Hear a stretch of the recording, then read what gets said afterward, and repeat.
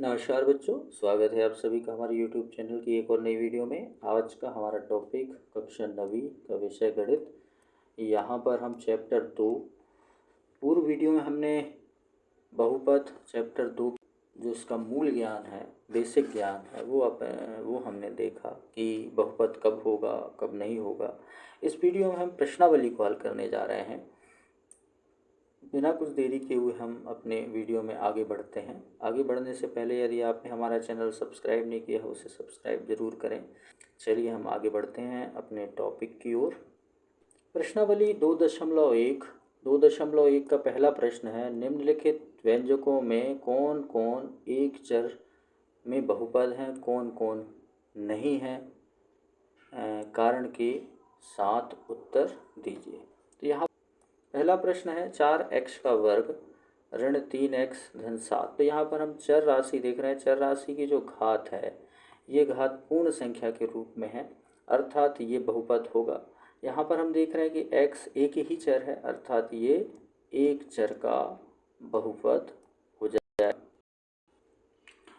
दूसरा प्रश्न देखते हैं, y की घात 2 धन करनी 2। तो यहाँ पर भी हम देख रहे हैं कि जो चर राशि y है उसकी घात भी पूर्ण संख्या है, अर्थात ये भी बहुपद होगा। तो ये भी एक चर का ही बहुपद होगा।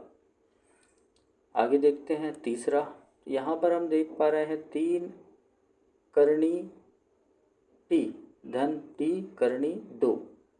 तो यहाँ पर जो t जो चर राशि है उस चर राशि पर करनी लगा हुआ है, अर्थात t की घात हो जाएगी 1/2।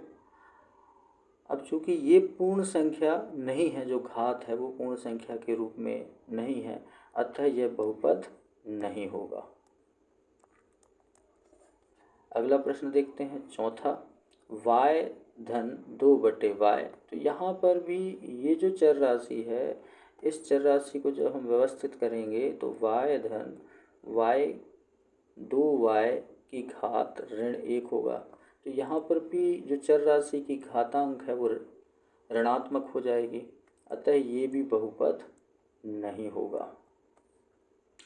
पांचवा देखते हैं, ये x की घात 10 धन y की घात 3 धन t की घात 50। तो यहाँ पर हम देख पा रहे हैं ये बहुपद है, क्योंकि यहाँ जो चर की घातें हैं वो स्वतंत्र रूप में हैं, अर्थात पूर्ण संख्या के रूप में हैं, तो ये बहुपद होगा। लेकिन ये एक चर नहीं, यहाँ पर यदि हम देख पा रहे हैं तो ये 3 चर हो जाते हैं। एक ये x, ये y और ये t, अर्थात ये 3 चर का है। तो ये 3 चर का बहुपद है। इस तरह इन प्रश्नों को हल हम कर सकते हैं। आगे बढ़ते हैं अगले प्रश्न की ओर। प्रश्न क्रमांक 2, निम्नलिखित में से प्रत्येक में x की घात 2 का गुणांक लिखिए। तो हमें x की घात 2 का गुणांक बताना है। तो यहाँ पहला प्रश्न 2 धन x की घात 2 धन x। तो यहाँ x की घात 2 ये है, और इसके आगे यदि हम देखते हैं तो इसके आगे गुणांक में संख्या नहीं है, अतः यहाँ पर इसका गुणांक हम बताएंगे 1। दूसरा प्रश्न देखते हैं, 2 ऋण x की घात 2 धन x की घात 3। तो यहाँ x की घात 2 के सामने ऋण है, अर्थात इसका जो गुणांक हो जाएगा वो हो जाएगा ऋण 1। तीसरा प्रश्न देखते हैं, π/2 x की घात 2 धन x। तो यहाँ x की घात 2 के आगे जो गुणा के रूप में रखा गया है वो है π/2, अर्थात इसका जो गुणांक है वो हो जाएगा π/2। चौथा प्रश्न देखते हैं, करनी 2 x ऋण 1। तो यहाँ पर x की घात 2 का पद नहीं है, अर्थात इसका जो गुणांक है वो हो जाएगा 0। पद ना होना अर्थात वहाँ पर 0, उसका गुणांक 0 होगा, 0 से गुणा होने पे ये 0 हो जाएगा, अर्थात इसका जो गुणांक है वो 0 प्राप्त हमें होगा। प्रश्न क्रमांक 3, 35 घात के द्विपद का और 100 घात के एक पदी का एक एक उदाहरण दीजिए। तो यहाँ पर 35 घात का द्विपद बनाना है, तो x की घात 35 धन 4, ये हमने 2 पद बना दिए, और इसकी घात उच्चतम घात 35 हो गई। ठीक इसी प्रकार हमें यदि एक पद का, तो हमने एक पद लिया y या 4y लिया और इसकी घात हमें 100 बनानी है, तो इसकी घात हम 100 रख देते हैं। तो ये हमारा दूसरा एक पद का 100 घात का बहुपद तैयार हो जाएगा। प्रश्न क्रमांक 4, निम्नलिखित बहुपदों में से प्रत्येक बहुपद की घात लिखिए।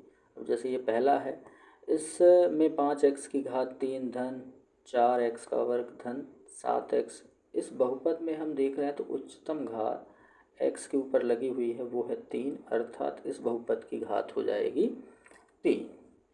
दूसरा देखते हैं, 4 ऋण y की घात 2, तो यहाँ पर जो चर राशि है उसकी उच्चतम घात 2 है, अतः इसका आंसर बहुपद की घात हो जाएगी 2।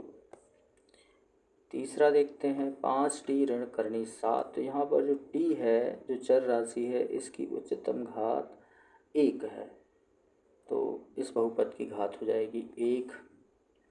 चौथा देख रहे हैं, 3 में यहाँ चर राशि नहीं है, अर्थात चर राशि यदि होगी भी तो उसकी घात होगी 0, अतः बहुपद की घात हो जाएगी 0।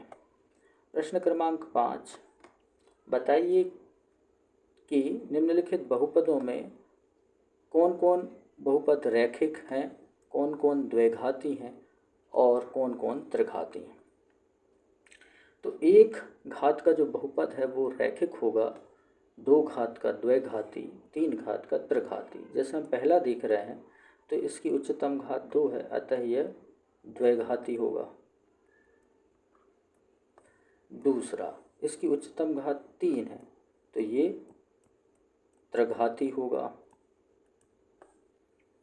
तीसरा, यहाँ पर उच्चतम घात 2 है, तो ये द्विघाती होगा। चौथा, 1 धन x, तो यहाँ उच्चतम घात 1 है, अर्थात ये रैखिक होगा। पांचवा, 3t, तो यहाँ पर 1 घात है, अर्थात ये भी रैखिक होगा। छठवा, यहाँ घात चर राशि की 2 है, अर्थात यह द्विघाती होगा। सातवां, यहाँ पर 7x की घात 3, तो घात 3 है, अतः यह त्रिघाती बहुपद होगा। इस तरह हम घातों के आधार पे रैखिक बहुपद, द्विघाती बहुपद या त्रिघाती बहुपद को पहचान सकते हैं। बहुपद की घात को हम बता सकते हैं, या गुणांक को हम पहचान सकते हैं, या कौन बहुपद होगा या नहीं होगा, या कितने पद का होगा, इसकी पहचान हम कर सकते हैं।